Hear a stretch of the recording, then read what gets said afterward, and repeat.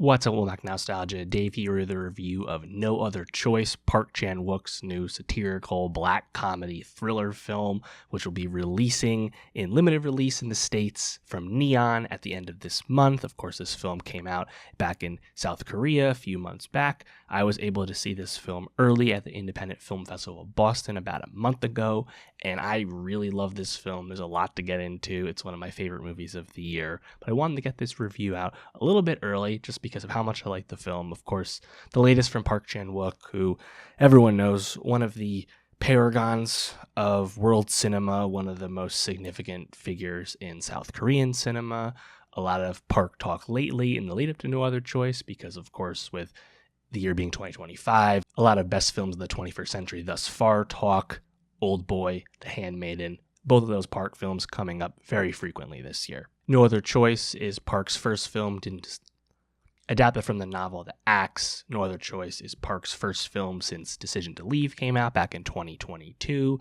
No Other Choice premiered back in Venice earlier this year and is officially South Korea's Oscar submission for Best International Feature Film. That nomination is a lock despite a very strong year in that category between It Was Just an Accident, The Secret Agent, Sentimental Value, No Other Choice. We are loaded with high-impact international films this year, but I think No Other Choice is in there. It's also contending for a Best Picture nomination. Whether it gets across the line in that front, still too early to say, but it's certainly deserving in my opinion. Park Chan-wook's No Other Choice is an excellent black comedy thriller film. Without question, this is one of my favorite movies of the year. Like the best of director Park's work, this combines dark and bleak material about a family man who suddenly lost his job and is growing increasingly desperate to protect what he has. And along the way, the film has impeccable humor. The tone of the film is just perfect to me. Lee Byung-hun's central performance is so integral to how this movie works, and the film's script is so adept at making this character feel like someone that you're not really rooting for, yet still incredibly compelled by. While there's a lot of capitalist critique in the film, it does not make sense to compare this directly to Parasite. These movies are saying two very distinct things. There's a lot of depth here. But even if you cared less about No Other Choice's message, it is a really great thriller film and just a grand old time. I found the film deeply satisfying, very rewatchable as well. There's a lot of layers here. Definitely one of the best films of the year. Right off the bat, I love the specificity of the premise too.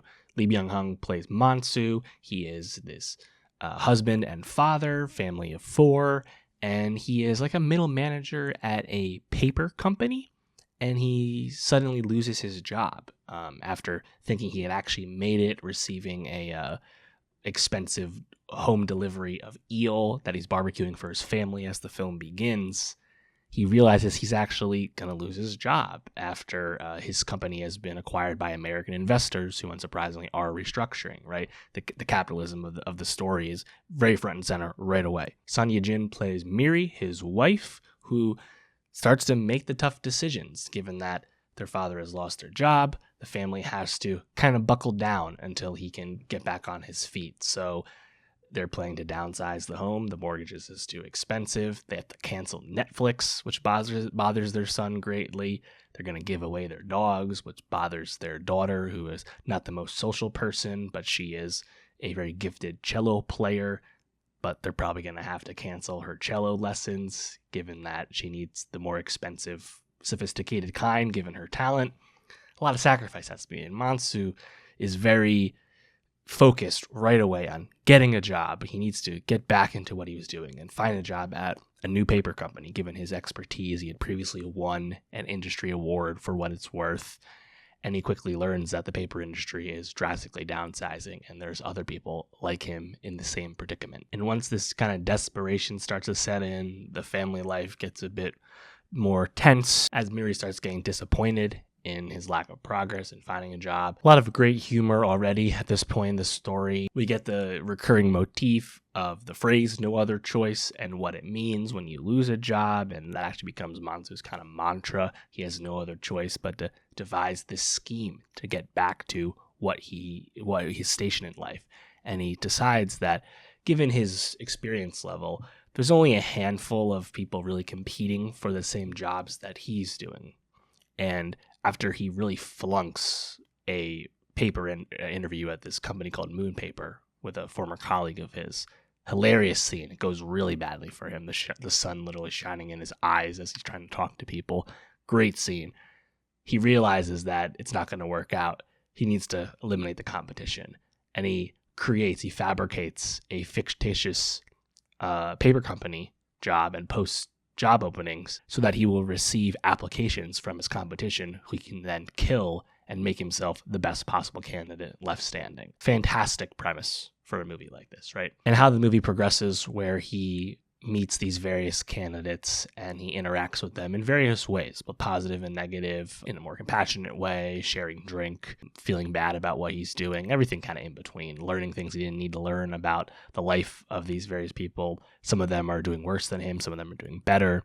I think all that's really great as the movie progresses, but what makes No Other Choice to me even better than it's just its pure plot is, again, I said the tone is so great.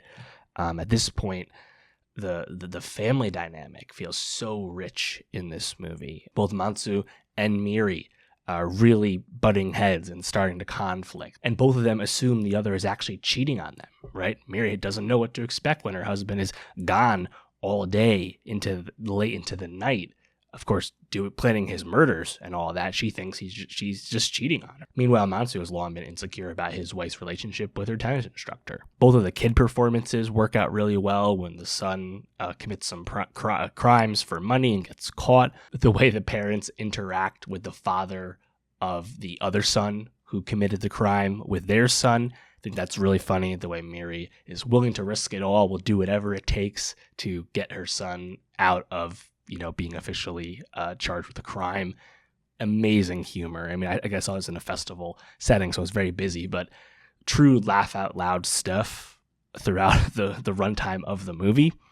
And it's a great contrast to a lot of the darkness that what the movie's overall speaking to, right? Where this guy is so obsessed with maintaining his status in life, right? He lives in this incredible kind of brutalist style architecture house, lives with a lot of privilege and a lot of comfort, and he's willing to kill other people to maintain this versus just perhaps getting a job in another industry and getting by and moving on and enjoying the relative blessings that his family still holds, right? That's what separates the movie from Parasite, which is a movie about, escaping kind of abject poverty. The comment of No Other Choice about capitalist ambition and the desire for upward mobility and what that motivates you to do. That's the real, message of the film. As I said, Lee Byung-hun, tremendous in the lead role as Mansu, because he has to play a guy who comes across as pathetic at times and incompetent, right? He's very incompetently trying to go about killing these people and getting away with it and keeping the police just off his trail due to a lot of luck and happenstance. And you're supposed to watch that the whole time and still try to be rooting for that guy, or maybe you're not rooting for him at all. Meanwhile, his wife Miri is the true hero of the story. And I thought Son Ye-jin as Miri really comes on in the second half of the movie as she gets more and more responsibility to this story. But kind of like scene to scene, act to act, there's those various kind of set pieces as the plot starts to kick into motion where there's just a lot of great humor and physical comedy and things like that. So to me, it's really kind of the whole package where it has the moment-to-moment stuff and the greater meaning as well. Just really entertaining, really enjoyable. Also just unique. Like, you don't get something this sophisticated, but also this specific, but also this kind of inviting. Like, I feel like it's a movie that has a lot of a broad appeal, right? As far as foreign films go, non-English films go, this is one you would think would travel very well to English-speaking audiences, I would hope. I really loved it. I definitely liked the film more than Decision to Leave, and yeah, I mean, it's very different from The Handmaiden, which has a very specific stylized storytelling. But yeah, I mean, those are both bangers. Old Boy's a banger. I mean, even Little Drummer Girl, right, when he did the series for AMC, also a banger. Man, he's a really special talent. It was a great year for South Korean film, by the way, because I also love Bong Joon-ho's Mickey 17 earlier in the year. But to me, No Other Choice is probably my number 3 movie of the year thus far, behind One Battle After Another and Sinners. This is right there for me. It's definitely going to make my top 10 movies of the year coming out, in a few weeks. Let me know, though, if you've seen No Other Choice. What'd you think of this movie? What'd you like most about it? What are you rooting for? Are you rooting for the movie at the Oscars? Let me know. And for more movie reviews, subscribe. And I'll see you next time.